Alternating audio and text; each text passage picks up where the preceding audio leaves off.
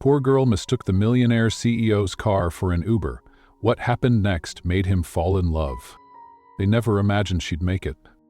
Not the boy who walked away without saying goodbye. Not the parents who slammed the door before she could even cry. That night, with frost clinging to her coat and silence screaming louder than love ever had, she stepped off a porch that no longer wanted her and whispered to the child inside her, "I don't have a plan, I don't have a home, but I have you, and I'll build a world around that." 20 years later, the boy they told her to abandon is a doctor. And the man she once spilled coffee on slipped a ring onto her finger, Nokado with hands that never let go. The gravel crunched beneath her boots as she walked home from the park, arms wrapped tight around herself. Hannah Monroe had always loved October. The crisp air, the golden leaves, the way the sky looked like a canvas someone forgot to finish. But today, even the beauty of fall couldn't reach her. Her body felt too heavy for 17.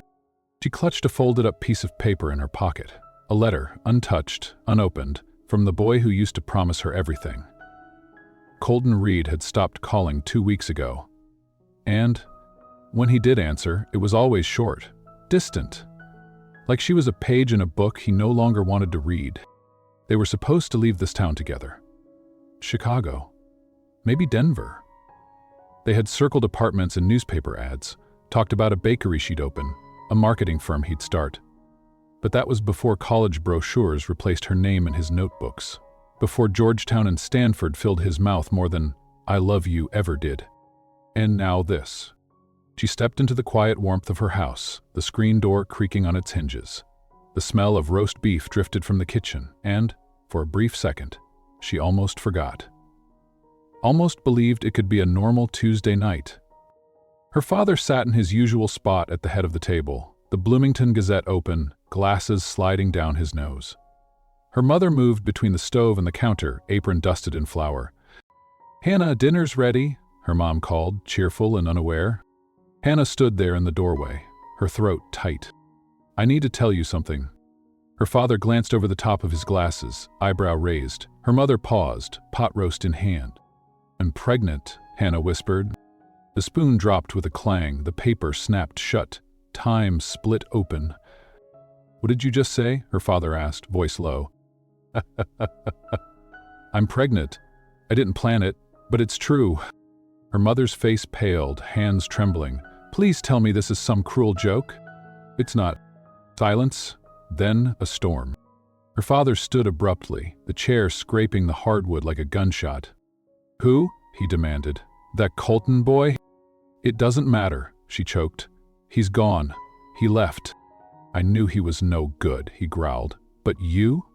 Hannah, we raised you better than this." Her mother buried her face in her hands, sobbing into the apron. "You've disgraced us." Hannah's legs felt like they'd give out beneath her. "I didn't mean for this to happen. But I'm not giving up this baby." Her father slammed his palm against the table. "You're not keeping it, and you're not staying here."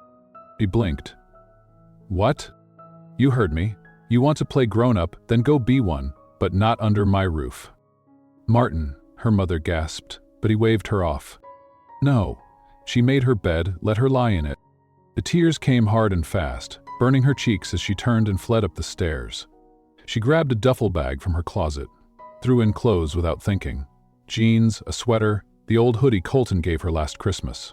Her hands trembled as she unpinned the photo from the corkboard above her desk, her and Colton at the county fair, faces lit by summer. For a second, she almost ripped it in half. Instead, she shoved it in the bag. Downstairs, the house was silent again, as if her confession had emptied it of oxygen. She stood in the doorway, the bag slung over her shoulder, her mother frozen at the kitchen table. "Please," her mother whispered, "don't do this." "I'm not," Hannah said softly. "You are." And with that, she stepped out into the October night. She didn't know where to go.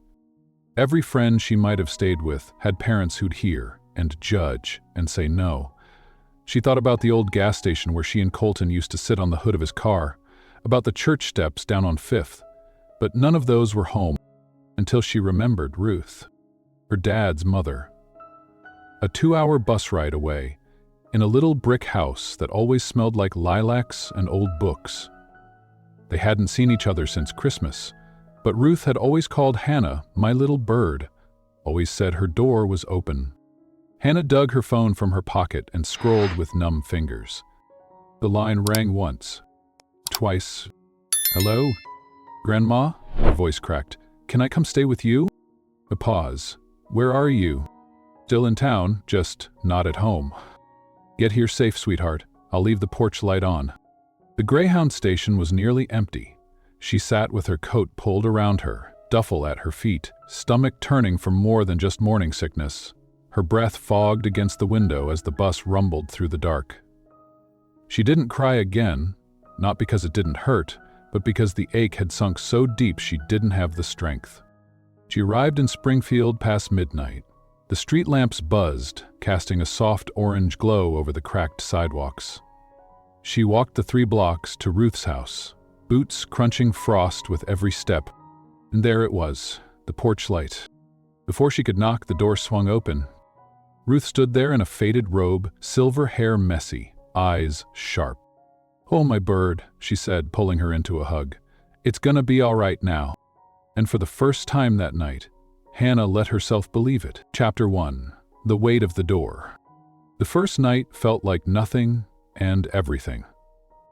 Hannah didn't sleep much, though her body begged her to. She lay curled on the old pull-out couch, wrapped in quilts that smelled like thyme and chamomile. Somewhere between 3 a.m. and the soft gray of morning, she stopped crying.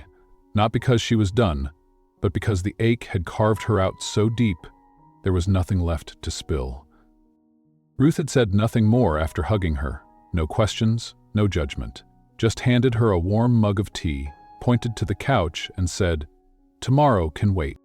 And somehow that felt like the most generous sentence she'd ever heard. The next morning, Hannah woke to the smell of frying bacon and the soft hum of a radio playing something old and twangy. The kind of music you only heard in diners or when your grandma did the dishes. Her head throbbed, eyes swollen from the night before, and her stomach twisted, not just from the pregnancy, but the memory of the way her dad's voice had turned so sharp it cut the air. She padded into the kitchen barefoot, hair a tangled mess, hoodie bunched at her sleeves. Ruth stood at the stove in wool socks and a cardigan, flipping pancakes like it was any other Tuesday. "You like blueberries, right?" she asked without turning. Hannah nodded, surprised by the lump in her throat. "Good," Ruth said. "They were buy one, get one, and I've got no one else to feed them to but squirrels and you." The corners of Hannah's mouth lifted. "Barely." Ruth set a plate in front of her and a glass of orange juice. "Eat, sweetheart. You're eating for 2 now." The words landed softly, but they still made Hannah flinch. She sat down, fork in hand, and whispered, "I told them last night." Ruth didn't respond at first, just poured herself coffee, sat across from her, and waited. "My mom cried," Hannah continued. "My dad yelled, and then he told me to leave.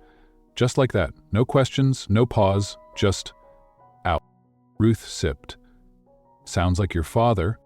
"I didn't even do anything wrong," she whispered. "I mean, yeah, it's not ideal. But I'm still me. I'm still Hannah." Ruth reached over and placed her hand on top of Hannah's.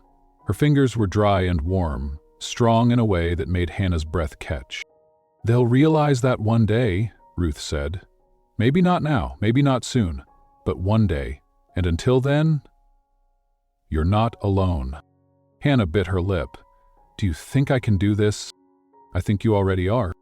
She ate slowly, her appetite creeping back in like a shy guest. After breakfast, Ruth showed her where the extra towels were, helped her find old clothes from her mom's teenage years, still folded in cedar-lined boxes in the attic. A floral dress that somehow fit. A threadbare denim jacket that made her feel slightly more like herself. By noon, the couch had been made into a bed again. A small TV played a grainy soap opera. Ruth shuffled out to the garden, pruning the stubborn winter roses that refused to die. Hannah watched her through the window. The older woman moved slow but deliberate, each cut purposeful.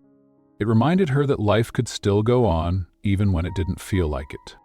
Later that afternoon, Hannah sat on the back steps, legs pulled to her chest, a mug of warm milk in hand. The sun was setting behind the bare trees, throwing amber streaks across the frost-dusted yard. She pulled the photo from her hoodie pocket. Colton's arm around her, her face lit with something that now felt foolish. Belief. Trust. She stared at it for a long time, wondering how something so close could vanish so fast. Wondering if he ever looked at their picture and felt anything. Her hand trembled. She almost tore it in two, but instead, she slid it into her notebook, the same one where she used to draw dream houses, wedding dresses, logos for the bakery she wanted to open. She stared at the blank page across from it. And then, slowly, shakily, she wrote, "I don't know what tomorrow looks like, but I'm still here, and that counts for something." That night, Ruth tucked an extra blanket around her and said, "We'll go into town tomorrow, pick up a few things." "Think, what?"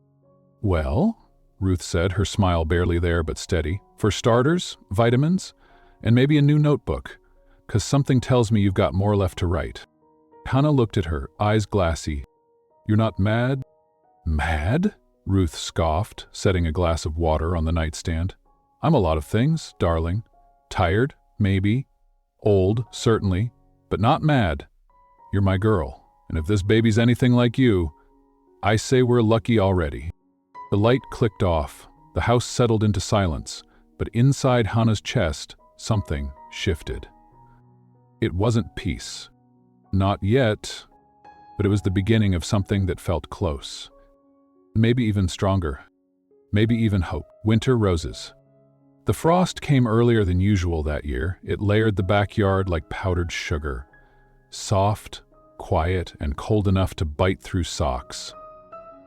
Hannah stood at the window, mug of peppermint tea in hand, watching Ruth crouch beside the rose bushes like they were newborns.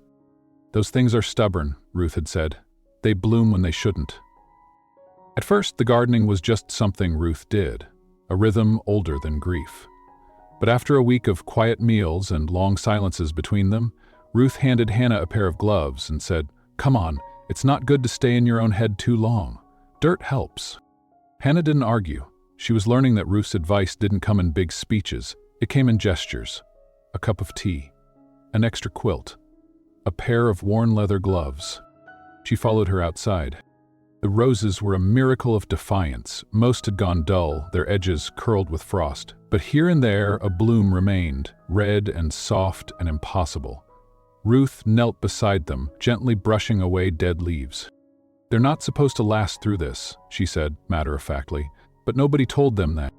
Hannah crouched beside her, her knees popped, her breath visible in the cold. "What do you want me to do?" "Start by trimming the brown ones. Not all of them are dead. Some just need a little off the edges." Hannah reached for the shears. It felt strange, comforting even, to focus on something that had nothing to do with her life. For the first time in days, she wasn't thinking about her father's voice echoing through the kitchen or Colton's silence. She was just here, with soil, silence, and winter roses that didn't know when to quit. The days started to settle into a rhythm. Wake up to Ruth humming down the hall. Tea with honey. Light stretching in the yard. Gardening when the sun permitted it. Puzzles when it didn't. Hannah kept a notebook now, filling it not with bakery plans or dreams of Chicago, but letters. To her baby. Sometimes short, sometimes rambling, but always honest. She didn't know if she was doing it right. She only knew that when she wrote, the ache loosened a little. 2 weeks after she arrived, Ruth took her into town. They stopped at the pharmacy for prenatal vitamins, then the grocery store where the cashier, an older man with thick glasses and a "Hello, I'm Bud" name tag, pretended not to notice the way Hannah hovered behind Ruth like a shadow. "Your granddaughter?" he asked, bagging the bread. Ruth smiled without looking up. "The only one worth having." They drove in silence most of the way home, until Hannah finally said, "You don't have to lie for me." Ruth turned toward her at a stop sign. "I didn't lie, I just didn't explain. Not everyone earns your whole story." Hannah swallowed the lump rising in her throat. One morning, Ruth handed her a stack of envelopes. "These are from when your mother was pregnant with you," she said. "She wrote them to me. I kept them." Hannah stared at the worn stack. The ink had faded. The corners curled, like the edges of an old memory. "She was scared too," Ruth added softly. I think she forgets that. Hannah read them slowly, page by page. Her mother had been 19. The letters were full of questions, dreams, and fears that felt painfully familiar. What if I'm not enough? What if she grows up hating me? How do I love someone when I'm still learning to love myself? Each line felt like it had been plucked from Hannah's own chest. She wiped a tear before it could fall and whispered to the quiet house, maybe she did love me once. By the third week, Hannah was sleeping better. The nausea came and went, but it was bearable, and though the world outside was still cold, something inside her had begun to thaw. The fear was still there, but it wasn't alone anymore. There was also curiosity and a strange, persistent kind of hope. One afternoon, while clearing a patch of stubborn weeds, Ruth stood up slowly, hands on her back, and said, "We should name them." "The roses?" Hannah asked. "Oh, the weeds." Hannah laughed for the first time in what felt like forever. "Well, this one's definitely a Gerald," she said, yanking at a root. "Stubborn and out of place?" Ruth raised an eyebrow. "Sounds about right." They named the rest of the weeds that afternoon, each one a little more ridiculous than the last. And when they were done, the garden looked a little less wild. A little more theirs. That night, Hannah wrote again. "Dear baby, today we pulled weeds and laughed at nothing. I think you'd like it here. There's hot tea and roses that don't know how to quit, and a woman who loves me even when I'm not sure I deserve it. I hope one day I'll be that for you. Love, your very tired, slightly better mama." A week later, Ruth brought home a pair of tiny blue booties from a second-hand shop. "They were $1, she said, placing them on the kitchen counter like they were made of gold. Hannah stared at them. Her throat tightened. It was the first baby thing she'd seen. The first real thing. Not a test, not a symptom. She reached out, fingers brushing the soft yarn, and whispered, "He's real." Ruth looked at her, eyes soft. He always was. Outside, frost touched the tips of the rose bushes again. The last red bloom had fallen that morning, drifting into the dirt like a secret kept too long. But beneath the surface, new roots were spreading. Quietly, stubbornly. And somewhere deep in the soil of her heart, Hannah knew she was too. One push, one promise. The storm came early that morning. Rain pelted the windows and sheets, wind howling like it had something to say. Hannah sat curled on the couch, both hands cradling her stomach as another wave of pain pulsed through her spine. It had started at 3 a.m., a slow, aching pressure that felt different from the cramps she'd had before. At first, she thought maybe it was just the cold. She'd been gardening too long the day before, or maybe she'd eaten something off. But by sunrise, the pain had rhythm, and rhythm meant something. Ruth shuffled into the room, robe dragging behind her, hair tousled from sleep. "What is it, baby?" Hannah looked up, her eyes wide. "I think it's time." Ruth didn't ask questions. She moved fast for someone her age, calling out instructions as she gathered her keys, her wallet, the overnight bag they'd packed just in case. The rain was relentless, but so was the pain. Each contraction came closer than the last. Each one was a reminder, this is real, this is happening. There's no turning back now. The drive to the hospital was a blur of headlights, wet roads, and Ruth's soft hum of an old lullaby, something she used to sing to Hannah's mom. It wasn't loud enough to distract from the pain, but it gave Hannah something to hold on to. When they reached the emergency entrance, a nurse rushed out with a wheelchair. Hannah tried to stand, but her knees buckled. Ruth was there before she could fall. "You've got her now," Ruth said to the nurse. Then to Hannah, whispering into her hair, "I'll be right behind you, sweetheart." The doors whooshed open, the bright, sterile air hit her like a wave, and suddenly everything felt too big. Too fast. Too real. She labored for hours. The pain was unlike anything she could have imagined, sharp and deep and primal. There was no room for modesty, no space for pride, just breathing, gripping, and trying not to shatter under the weight of it all.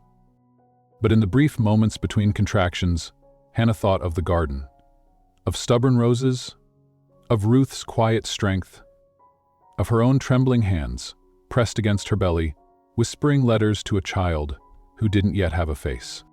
She thought of love, not the kind Colton gave her, the kind that stayed, that bloomed even when it shouldn't. He came into the world just after 2 p.m. 7 pounds, 4 ounces, a head full of dark hair, fingers that curled instinctively around her pinky, and a cry that shattered the silence like glass. The moment they placed him on her chest, something broke inside her, and something else began. Tears rolled down her cheeks. She didn't try to stop them. "Hi," she whispered, voice raw and breathless. "I'm your mom." His eyes blinked open for a second. Just a second. And in that second, the world changed. Ruth entered the room moments later, cheeks damp, eyes red. She took one look at Hannah holding the baby and covered her mouth. "Oh, my bird," she whispered. "He's perfect." Hannah smiled through the tears. "This is Eli." Ruth nodded, slowly crossing the room. She sat beside Hannah and brushed a strand of damp hair from her forehead. "Do you know what Eli means?" she asked. "Yeah," Hannah said. "It means uplifted." "Exactly," Ruth whispered. "And so are you." That night, Hannah didn't sleep. She held her son the way you hold something too precious to let go of. Every breath he took felt like a miracle. Every tiny hiccup, every stretch of his little fingers, every heartbeat, proof that life could still come from the wreckage. She thought about her parents, wondered if they knew, wondered if they cared. But then Eli stirred, a soft, sleepy sound, and the thought slipped away like a leaf in the wind, because in that moment, none of it mattered. She had him, and he had her. The nurses offered to take him so she could rest. Hannah shook her head. "Not yet." The nurse smiled. "You're doing amazing, Mom." It was the first time someone had called her that. The word hit like a stone to the chest. "Thanks," she whispered. "I'm trying." The nurse paused at the door. "That's all he'll ever need." At sunrise, Ruth sat beside her again, holding a paper cup of hospital coffee. "What now?" Hannah asked, voice small. Ruth looked at her. "Now we go home. We teach him to breathe and laugh and walk. And when the world tries to knock you down, you stand up holding him and say, 'Not today.'" Hannah closed her eyes, kissed Eli's soft forehead. "I promise," she whispered, "no matter what happens, I won't let you go." The sky outside the window began to turn from gray to gold. And in the soft hush of dawn, with a newborn curled against her heart, Hannah Monroe made her first real promise as a mother. Not just to her son, but to herself. Chapter 4. Coffee and Courage. The Help Wanted sign had been in the diner window for 2 weeks before Ruth finally nudged her one morning and said, "It's time." Hannah was wiping spit up off her t-shirt, hair pulled into a tired bun, Eli half asleep in her arms. She blinked across the breakfast table, unsure if she'd heard right. "I mean it," Ruth said, scooping oatmeal into a chipped blue bowl. "Rosie's still hiring. It's not glamorous, but it's honest work. And she's an old friend of mine. She'll give you a shot." Hannah stared down at Eli. His chest rose and fell in soft, even rhythms. His fingers twitched like he was dreaming. "But I haven't worked before," she whispered. "You've birthed a human," Ruth said, handing her the baby's bottle. "You can pour coffee and carry a tray." The next morning, Hannah pulled on a pair of faded jeans, tied her hair back, and buttoned one of Ruth's old flannel shirts over a tank top. Eli stayed with Ruth, bundled like a burrito in a knitted blanket. She kissed his head twice before walking out the door. Twice because once didn't feel like enough. Rosie's diner was older than Hannah. It sat at the edge of Main Street, tucked between a hardware store and a barber shop that still used a red and white pole. The windows were foggy from years of grease and stories. The booths were red vinyl, cracked at the corners. But the place had charm, and the scent of cinnamon pancakes hit her the second she stepped inside. Rosie was behind the counter, wiping it down with the same energy people used for confessions. She was short, round, and wore bright pink lipstick that somehow worked with her silver hair. When she saw Hannah, she smiled. "You must be Ruth's girl." "I guess I am," Hannah replied, voice shaking a little. Rosie looked her over once, just once, and then nodded toward the back. "Apron's on the hook. Hope you like coffee." It's about 80% of the job. The first week was a blur. Coffee pots, broken pens, burnt toast, the smell of bacon that clung to her skin like perfume. Her feet ached by the end of each shift, her fingers were raw from wiping down tables, and her lower back screamed from standing too long. But she kept going. Not because she had to, though she did, but because every dollar in that tip jar was another bottle for Eli, another box of diapers, another small brick in the wall she was trying to build. Rosie didn't ask about her story, didn't pry, just taught her how to smile at regulars and flip eggs without breaking the yolk. "People don't come here for the food," she said one day. "They come to be seen. You make someone feel like they matter, they'll tip better than a millionaire." By the third week, Hannah was a rhythm. Coffee, orders, clean, smile, repeat. She wasn't fast yet, but she was steady, and steadiness, she was learning, was a kind of power. One afternoon, after the lunch rush died down, she sat in the back corner with a coffee cup full of change and singles. She counted slowly, every dollar, another reminder that she wasn't failing. She pulled a Sharpie from her apron pocket and scribbled across a tin can from the pantry. Eli's future. She set it on the shelf above her bed when she got home that night. Not a lot of money, but it was a start. One cold morning in November, a man in a suit walked into the diner. That alone wasn't strange. Truckers came in ties, and a few retirees wore suits just to sit and read the paper, but this man was different. He was tall, probably early 40s, clean-cut but tired around the eyes. He ordered coffee and sat in the back booth. Didn't look at his phone once. When Hannah brought over the pot for a refill, her hand slipped. The coffee splashed down his sleeve, dark and steaming. "I'm so sorry," she gasped, grabbing a towel from her apron. He stood quickly, surprised but not angry. "It's okay, really. I'll pay for the dry cleaning." He chuckled. "I don't think that sleeve's making it through the day." His smile was kind, not patronizing. She couldn't look him in the eye. Rosie called from the counter. "Hannah, grab one of the old jackets from the lost and found." But Hannah paused. She ran out the back, across the lot, into the house, and came back with something folded in her arms. Her grandfather's corduroy jacket. Deep brown, elbow patches, still smelling like wood smoke. She held it out with both hands. "It's clean, warm, and it'll get you through the day." He took it slowly, looked at her as though she was something unexpected. "I'll bring it back," he said. She shook her head, no need. But he did come back. The next morning, and the next.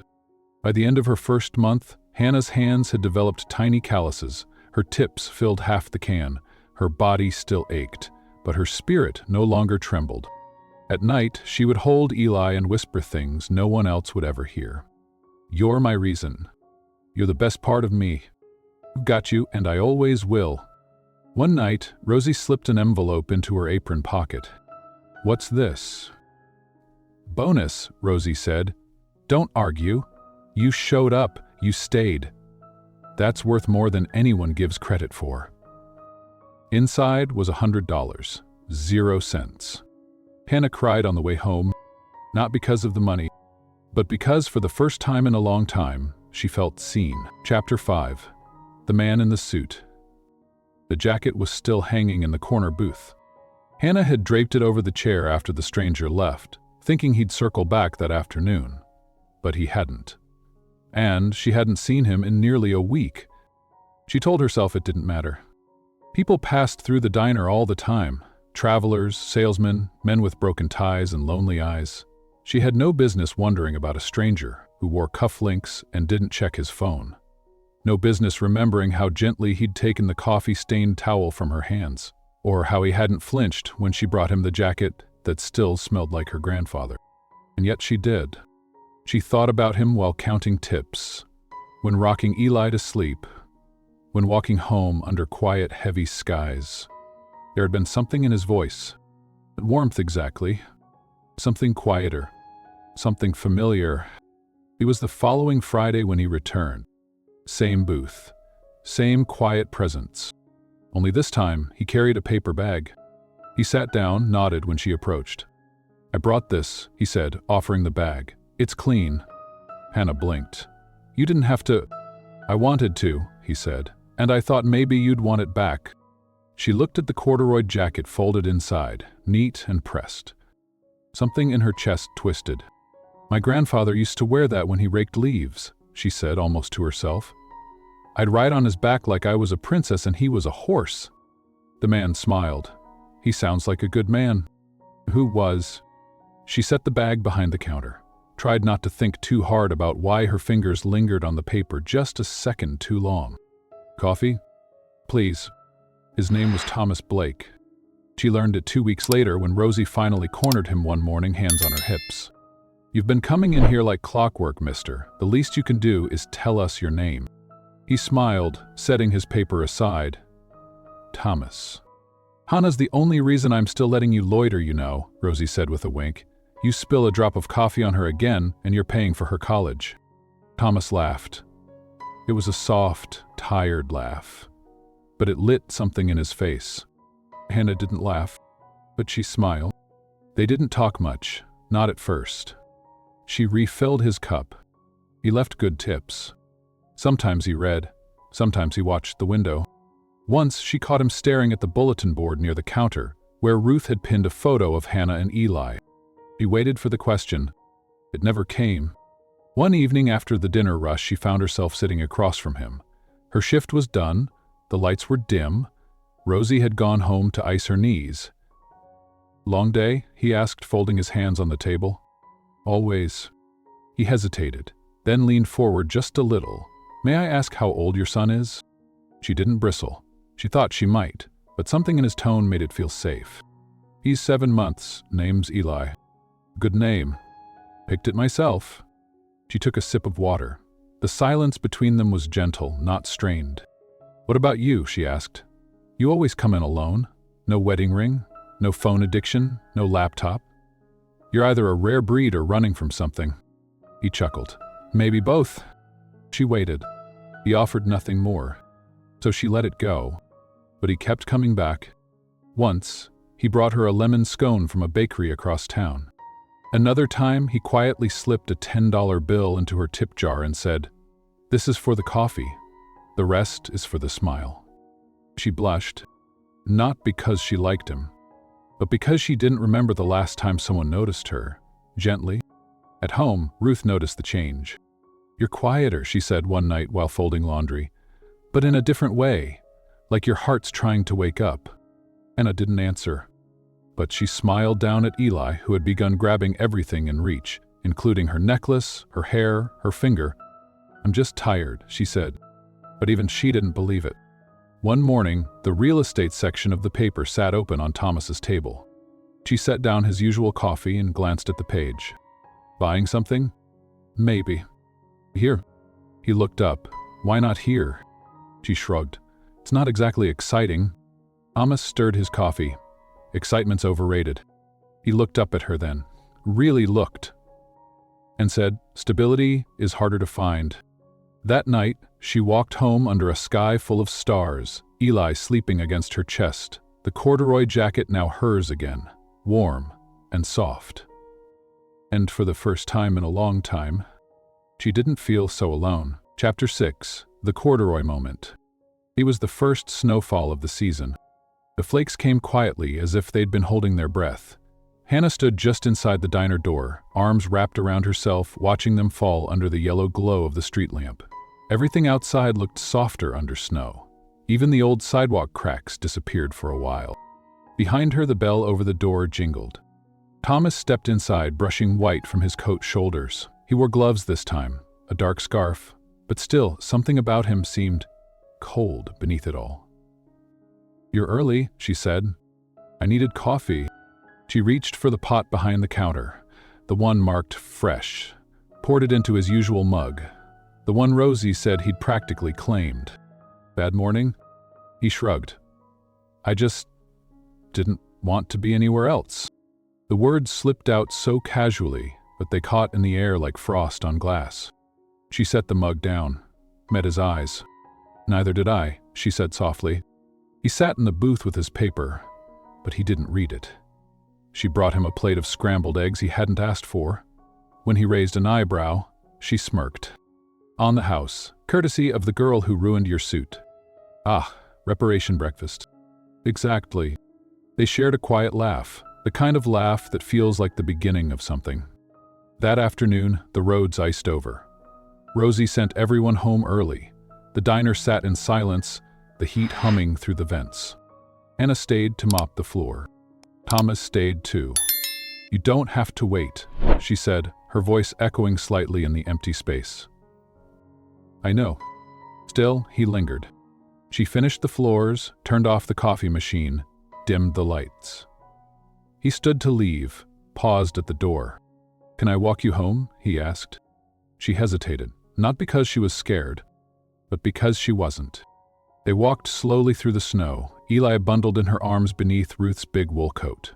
The night was quiet, the only sound the crunch of boots and the whisper of snow brushing bare branches.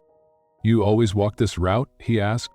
"Only when I need to remember I'm still moving forward." He didn't laugh. Her just nodded. "I like that." Outside Ruth's porch, she turned to him, the house glowing behind her like memory. "You never told me what you do," she said. He looked up at the snow, then back at her. "I buy things. Buildings, properties, sometimes businesses. I fix what's broken, restructure, then move on." "Is that what brought you here?" He looked away. "Not exactly. I was supposed to demolish the diner." Her heart stopped. "Why? I was sent to assess the block. Rosie's lease was up. She didn't even know. They wanted a strip mall." "And you didn't?" He met her eyes. "Then I met a girl who poured coffee with trembling hands, and gave me a jacket that didn't belong to her, and made scrambled eggs like they were a peace offering." Anna stood still, snow collecting on her shoulders. "And?" she whispered. "And I called it off. I bought the building, quietly, transferred the lease to Rosie permanently. She owns it now, free and clear." Her mouth parted, but no words came. "Why?" she finally asked. Thomas looked at her, not with pity or pride, but with something gentler. "Because for the first time in a long time, I didn't want to tear something down. I wanted to leave something standing." Inside, she laid Eli in his crib, hands still trembling. The corduroy jacket hung by the door. She stared at it for a long time, then picked it up and ran. Thomas was halfway down the road when she called his name. He turned, surprised. She held out the jacket. "This belongs to you," she said. "I thought I was giving it away, but I think you were meant to have it." He took it slowly, his hands brushed hers. "Are you sure?" She nodded. "It's got history," he said. She smiled. "So do I." He looked at her, snowflakes melting in his hair, "and asked me I'd take you out to dinner sometime. No diner, no eggs, just something different." Her heart pounded, but her voice was steady. "I'd like that." He smiled, tucked the jacket under his arm and walked away slowly, like he knew she was still watching. And for the first time in years, she let herself want something again. Not just for Eli, but for her. Chapter 7. Terms of Service. 2 weeks passed before the dinner actually happened. Between snowstorms, Eli's teething, and Ruth catching a bad cold that kept her in bed for 4 days, Hannah nearly convinced herself Thomas had forgotten, or changed his mind. But then, one quiet Tuesday evening as she was closing up the diner, the bell above the door jingled. And there he was. Suit and scarf. Same eyes. Same pause before speaking. "I hear Rosie's off tomorrow," he said, tucking his hands in his coat pockets. "Thought maybe I could finally steal you away for a meal." Hannah smiled, heart hammering under her apron. "That's your plan? Grand theft waitress?" He grinned. "Only if you say yes." She did. They met at a small Italian restaurant 2 towns over. Neutral ground. The place had cloth napkins and warm lighting and a menu that didn't list prices. Hannah wore a soft green dress she'd found in a thrift shop months earlier, but never had a reason to wear. Her hair was curled at the ends. She borrowed lipstick from Ruth and prayed Eli would sleep for Ruth the way he always did for her. Thomas stood when she arrived. "You look," he started, then stopped. Like someone I didn't think I'd get to meet." She tilted her head. "And who am I?" He smiled. "Someone who's still here, despite everything." They didn't talk about work, or money, or loss. They talked about small things. like how she used to draw bakery logos in her notebook, how he never learned how to drive stick, how she once broke her wrist falling off a porch trying to catch fireflies, how he had no siblings and a mother who once taught him to waltz in their garage. There was laughter and long silences that didn't feel awkward, and more than once she caught him looking at her with something unspoken behind his eyes. Not pity, not curiosity, but understanding. Halfway through the meal, she leaned back, napkin folded in her lap. "I need to ask you something," she said, eyes steady. "Anything." "Why me?" He didn't flinch. "Because you made me remember what kindness looks like. Real kindness. The kind that doesn't expect anything back." She looked down. "I'm a waitress. A single mom. With a past." He reached across the table, not to touch, but to bridge the space. "And I'm a man who forgot how to care about anything except numbers and buildings. You reminded me that people are worth noticing." After dinner, they walked to her car. The night was cold, breath clouding between them. Snow clung to the sidewalks like a memory that wouldn't melt. He opened her door for her. She hesitated before getting in. "There's something you should know," she said. He nodded. "I'm not Siolev, ready for a fairy tale. I still flinch when someone raises their voice. I still cry when Eli won't sleep. I still think love is something that happens to other people." Thomas didn't interrupt. "And I'm not asking you to fix anything," she added, "because I'm not broken, just tired." He nodded again. "Then let's not call this love. Not yet. Let's just call it dinner. And maybe another. And another after that." She smiled, tears stinging her eyes. "Terms of service?" He grinned. "Flexible, subject to change." She got in the car, rolled down the window, and said softly, "Thank you." "For what?" "For not rushing me." When she got home, Eli was asleep, curled like a comma beneath Ruth's handmade quilt. Ruth sat in the rocking chair, reading with her glasses perched on her nose. "Well?" she asked. Hannah took off her coat slowly. "It was good." Ruth looked up. "Good's a good start." Hannah stood in the doorway a moment longer, watching Eli breathe, and whispered to herself, "I think I'm starting to believe again." Chapter 8. 2 Burgers and No Lies. The second time Thomas asked her to dinner, she said no. Not because she didn't want to go, but because Eli had a fever, and there were bills on the table, and the last thing Hannah wanted was to pretend for an evening that her life was easy or uncomplicated. He didn't take it personally. Instead, the next day, he showed up at the diner just before close with 2 takeout bags and a quiet smile. "You said no to dinner," he said, holding up the bags. "But you didn't say anything about burgers." She raised an eyebrow. "You brought food to a restaurant." "Rebellious, I know." She laughed before she could stop herself. It had been a long time since someone made her laugh just by standing still. They ate at the counter after closing. 2 burgers, no lies. Rosie had left early, the town was quiet, and the snow outside had softened into a sleepy drizzle. Hannah peeled the paper back from her burger, the scent of grilled onions and mustard curling up like nostalgia. "Okay," she said, "let's do this." "Do what?" "Truth for truth. 1 question each, real answers only." Thomas leaned back.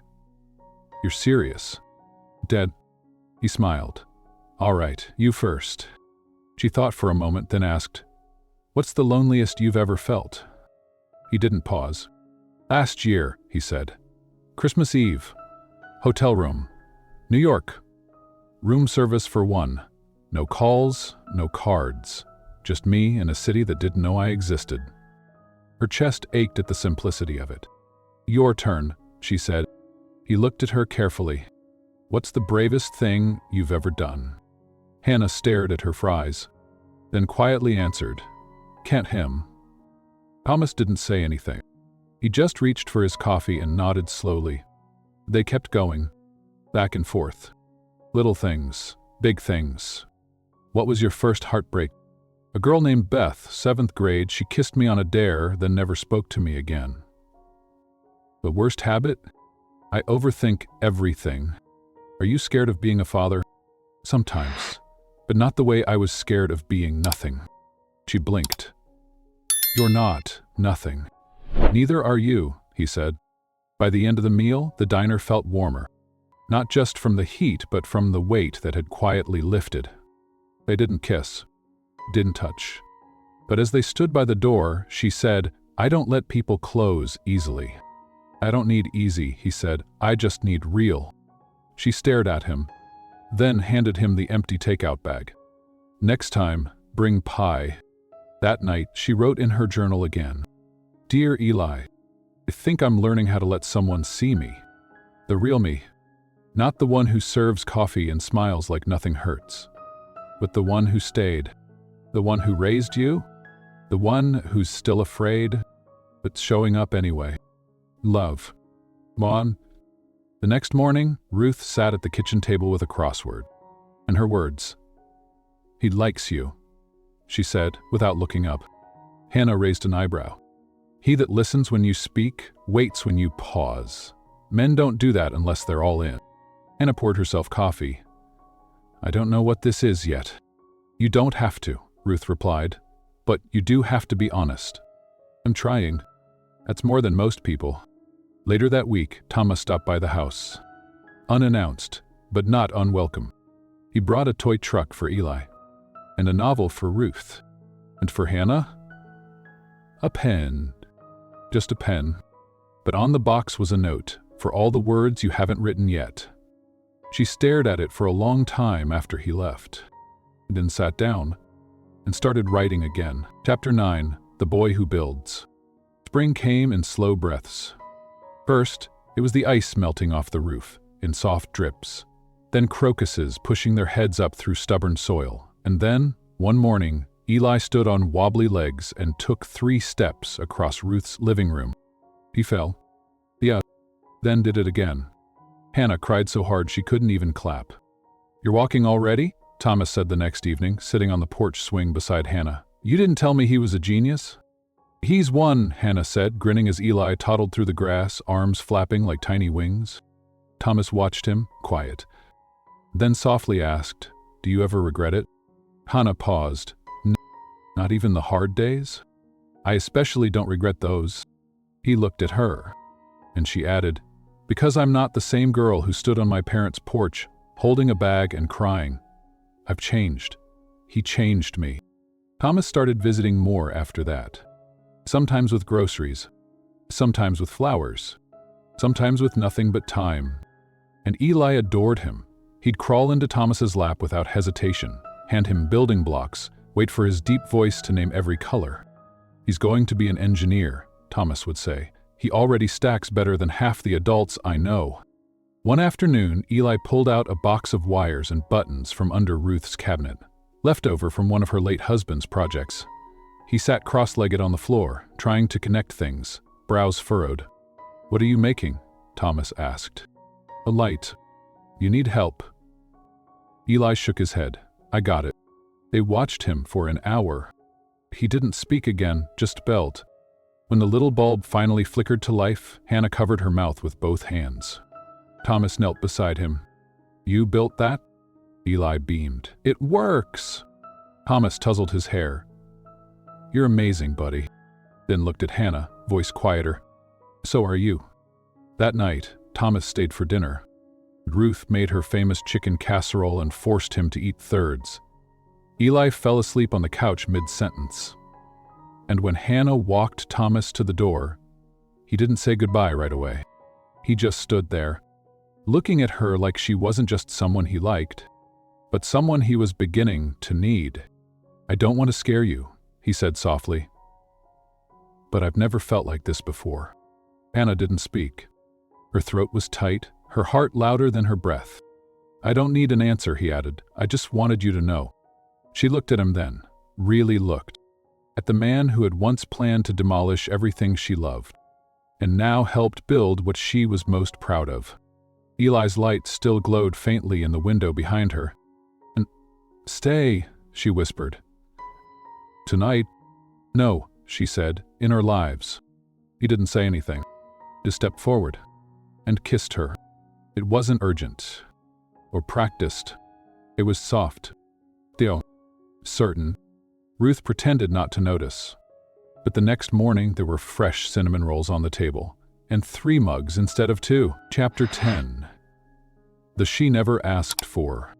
The morning air carried the first warmth of summer. Eli was outside drawing chalk hearts on the sidewalk while Hannah hung laundry on the line, clothespins clacking between her fingers. Thomas stood a few steps away, sleeves rolled, watching like the scene in front of him was something sacred. Because it was. It had been almost a year since that rainy October night. Almost a year since Hannah lost everything and started building something real in its place. That afternoon, she found an envelope on the kitchen table. Just her name, nothing else. She opened it slowly. Inside was a letter from Indiana State Medical School. Not addressed to her, but to Eli. Inside, it read, "A 4-year scholarship has been granted in the name of Elijah Monroe to be held in trust until his enrollment age. This award is based on potential, character, and the belief that every child deserves a future built with both hands and heart." She read it twice, then again. Her knees buckled, and she sat down hard, the paper fluttering onto the table. Thomas stepped into the room, quiet as always. "You did this?" she asked. He nodded. "I didn't want to tell you until it was real." "But how?" He shrugged. "I made a few calls. Asked a few favors. Said please a lot more than I'm used to." Her eyes welled. "I don't have the words." "You don't need them." She stood, heart pounding. "This isn't just generosity," she whispered. "It's a future. For him." Thomas stepped closer. "And for you?" He pulled a small box from his coat pocket. Not velvet, not grand. Just simple, soft leather. He opened it. Inside was a silver ring. The design was plain, except for the tiny etching along the edge, a row of roses in bloom. "Winter roses." "I wasn't planning on asking you now," he said, voice shaking slightly. "But then I saw how you looked when you read that letter, and I realized I never want to miss another moment like that." She stared at him, at the ring, at the man who had walked into her life by accident and stayed by choice.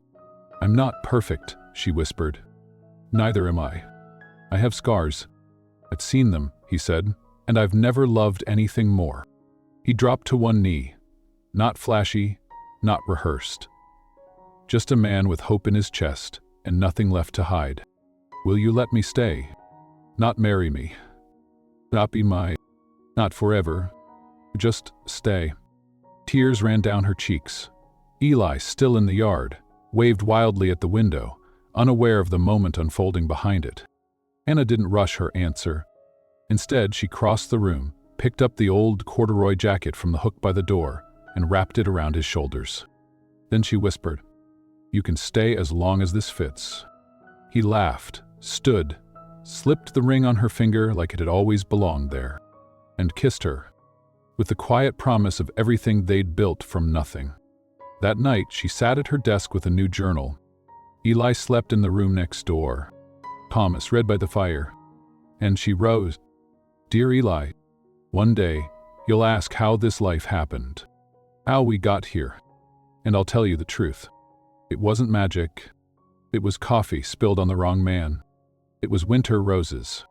And 1,000 small choices to stay soft in a world that wanted me hard. It was building, brick by brick. You. Me. Him. Us. And one corduroy jacket that never stopped holding us all together. Love. The corduroy collar. Years later, the jacket still hung by the door. It had faded some. One elbow was worn nearly through, and the inner pocket held a crumpled note that read, "Don't forget who you were when she found you." Thomas never removed it. Said it grounded him. Eli grew tall, brilliant, gentle. He fixed radios for neighbors before he was 10. Built his first motorbike by 13. By 18, he'd been accepted to the very college that once only existed as a prayer in his mother's notebook. On the day he left for school, he paused in the doorway, duffel bag on his back, nerves masked by a soft grin, and said, "Can I take the jacket?" Hannah's throat caught, but she nodded. And he wore it, proudly, the corduroy collar turned up against the wind. The house grew quieter without him, but not emptier. There was still music, still tea, still the smell of fresh bread. And sometimes, when Thomas walked into the room and caught Hannah reading on the porch swing, he'd say, "I still can't believe I almost tore this place down." She'd smile, never looking up. "Good thing you met someone who believed in rebuilding." On their anniversary, Thomas handed her a small box. Inside was a new coat, deep navy, elegant, beautiful. But the collar was corduroy. Stitching, her fingers over the stitching, heart full. "I wanted you to have something that looked like where you're going," he whispered, "but still reminded you where you came from." She didn't cry, not then. But later, after he'd gone to bed and the house had gone quiet, she stood in the living room, holding that coat, and whispered to the girl she used to be, "You made it." Because sometimes love isn't fireworks.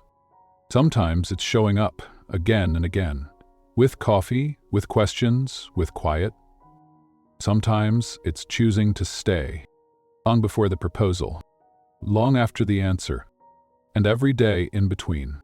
If this story found you tonight, maybe it's because you've been building something too. Maybe your hands are tired, maybe your heart is quieter than it used to be. But if you're still showing up, still soft, still choosing to love even after loss, then this story is yours. And we'd love to know, what's the bravest choice you've made for love? Share it in the comments. Someone out there might need it more than you know.